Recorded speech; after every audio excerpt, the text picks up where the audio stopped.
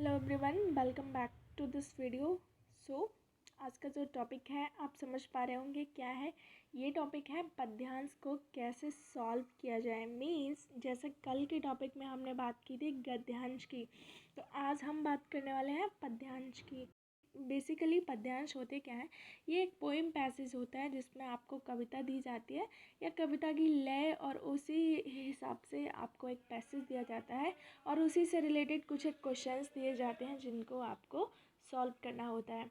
तो अब जब हम गद्यांश को सॉल्व करने की बात करते हैं तब तो वो इजी पड़ जाता है, बिकॉज उसमें सीधा सीधा लाइंस दी गई हैं और आप उसको पढ़ते हुए क्वेश्चन को सॉल्व कर लेते हैं। लेकिन जब बात की जाती है पोएम वाले पैसेज की तो उस समय थोड़ा सा प्रॉब्लम तो आता ही है, बिकॉज क्योंकि इसमें कोई डायरेक्टली लाइन नहीं दी गई है। ये पोएम बेस्ड है तो आपको पढ़ना पड़ेगा, उसके बाद उसको समझना पड़ेगा और उसी के अकॉर्डिंग क्वेश्चंस को सॉल्व करना पड़ेगा। तो सबसे पहले जो क्वेश्चन दिया गया है, पहले तो पैसेज को पढ़ना है तो फटाफट से पैसेज पढ़ लेते हैं। एक पढ़क्कू बड़े तेज थे, तर्क शास्त्र पढ़ते थे, जहाँ ना कोई बात वहाँ भी नई बात गढ़ते थे।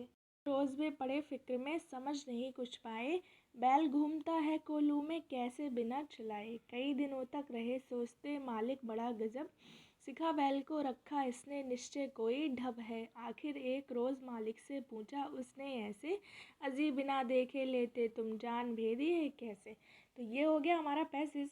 अब क्वेश्चंस की तरफ बढ़ते हैं। पहला क्वेश्चन दिया गया है डब। ढब शब्द का पर्यायवाची है। इसके लिए आपको पैसेज में पर्यायवाची पूछ लेते हैं, तत्सम तत्व पूछ लेता है, विलोम भी पूछ लेते हैं। तो ये बेसिकली जो हिंदी का फाउंडेशन ग्रामर का प्रोग्राम है उसको आपको आना ही पड़ेगा, अदरवाइज़ आपके पैसेज के क्वेश्चंस करेक्ट नहीं होंगे। तो यहाँ पर पर्यायवाची की बात की है। 4 ऑप्शन है, क्रिया है, रीति है, तुच्छ है या फिर भेद है। तो ढब शब्द का जो पर्यायवाची होता है ये होता है रीति, तरीका, ढंग, जिसकी बात करते हैं। नेक्स्ट क्वेश्चन बात करते हैं पढ़क्कू बहुत तेज थे क्योंकि वह। अब ये ऊपर लाइन दी गई है, एक पढ़क्कू बड़े तेज थे, तर्कशास्त्र पढ़ते थे। तो इसमें ऑप्शन चेक करिए। बहुत बुद्धिमान थे, बहुत शैतान थे, तर्कशास्त्र पढ़ते थे, नई बात करते थे। चूँकि पहली लाइन में ही दिया गया है इसलिए ऑप्शन 3 करेक्ट हो जाएगा। नेक्स्ट बात करते हैं, आपके अनुसार इस कविता का नायक कौन है। मालिक है, बैल है, पढ़क्कू है या फिर इनमें से कोई नहीं। तो आपके अनुसार इस कविता का नायक कौन है। आपने अभी इस पोएम को पढ़ा है ना, तो इस पोएम का नायक पढ़क्कू ही है जब पढ़क्कू की बात हो रही है। इसके बाद क्वेश्चन नंबर अगला देखते हैं, फिक्र शब्द का सही अर्थ नहीं है।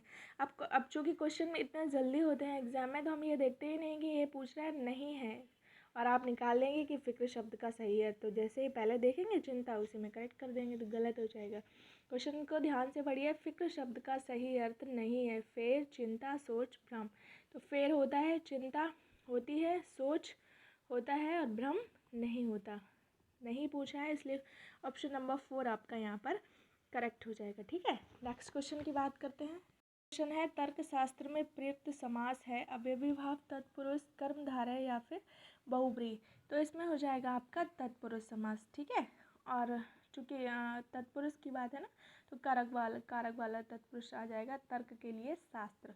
निश्चय का विपरीतार्थक शब्द है। अपोजिट पूछ रहा है संभव, मुश्किल, असंभव या फिर अनिश्चय। क्योंकि निश्चय का विपरीतार्थक है तो ये क्या हो जाएगा, अनिश्चय। तो इस तरह से हम पैसेज, जो पोएम वाले पैसेज होते हैं उनको सॉल्व करते हैं। I hope this video is useful for you. Thanks for watching this video. See you in the next video.